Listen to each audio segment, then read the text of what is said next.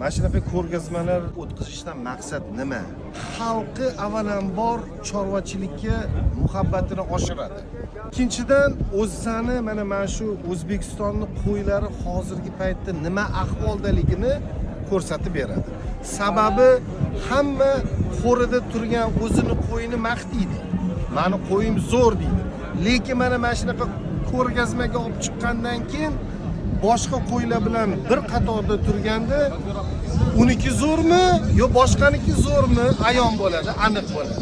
Hozirgi payt kerak bo'lsa dunyo miqyosida ilg'orlik Qirg'iziston qo'lga kiritdi. Bir necha yil oldin atigi Arashan zoti ro'yxatdan o'tdi. Ana o'sha qo'yi misol uchun zo'rligini ko'rib, bizning O'zbekiston chorvadorlari olib kelishni boshlashdi Qirg'izistondan. Afsus, xalqi ko'pi hali bexabar.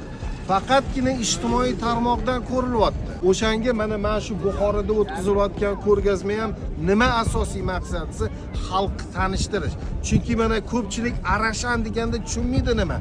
Sariq bo'yi katta bo'lsa bo'ldi, Arashan degani emas. Hozir har bitta qo'rani aylanib chiqyapman-da. Juda ham xursandman, ochiq gap, men o'zim ham yaqingacha Buxoroda bu darajaga chiqqanini bilmagan edim. Hozir Qozog'iston, Qirg'izistondan chorvalik kirish juda qiyin bo'lib qoldi, hattoki kirmayapti ham har xil sabablarga ko'ra, lekin menimcha yetib ortadi. Hozirgina mana Jamshid akaning qo'rasidagi qo'yni ko'rdim. O'zini mahalliy qo'yga qo'shilgan, haligidan tug'ilgan bolani ko'rsangiz, endi shunaqa katta bo'lib ketgan. Xon almashish evaziga-da xalq ko'ryapti. Men o'ylaymanki, mana shu ko'rgazmaga kelgan har bitta odam juda bir katta ta'sirlanib ketadi bu yerdan.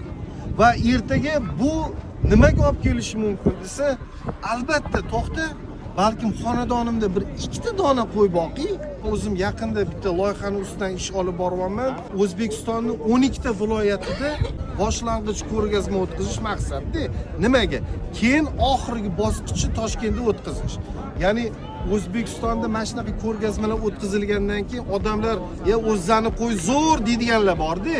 Ana o'sha zo'r qo'yingni olib chiq, ko'rsat. O'shalarni olib chiqqandan keyin ana o'sha ko'rgazmada masalan Buxoroda 1-2 o'rin olgan, Samarqandda 1-2 o'rin olgan va hokazo hammasini Toshkentda yig'ib O'zbekistonning eng zo'r qo'yini ko'rsatmoqchimiz. Nimaga desa, buni ketidan o'zani chorvachiligimiz ham o'ta rivojlanadi. Xalq tomosha qiladi. Shu narsani ketidan Xudo xolisa balkim chet eldan go'sht kelish to'xtar.